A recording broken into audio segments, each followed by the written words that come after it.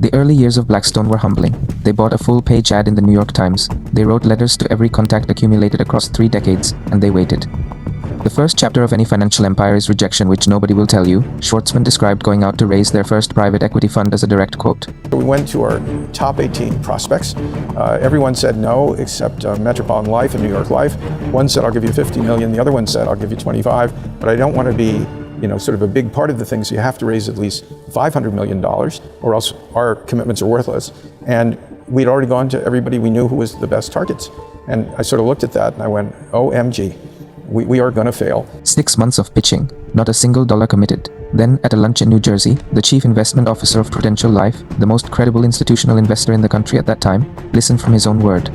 We just met one more company. It was called Prudential Life Insurance Company, which was the #1 financier in those days. He was having a tuna and white bread cut across.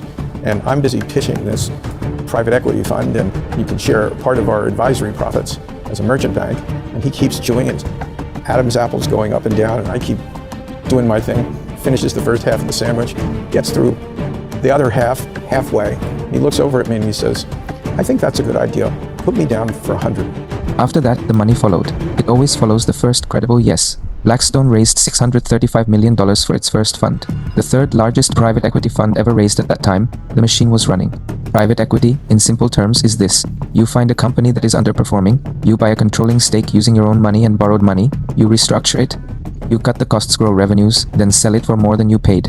Investors earn returns. Blackstone keeps 20% of the gains. That 20% is called carried interest. Remember that word, carried interest. It is the most important word in this entire audit. But here is what the early investors did not fully understand. The machine Schwarzman was building was not just designed to generate profit.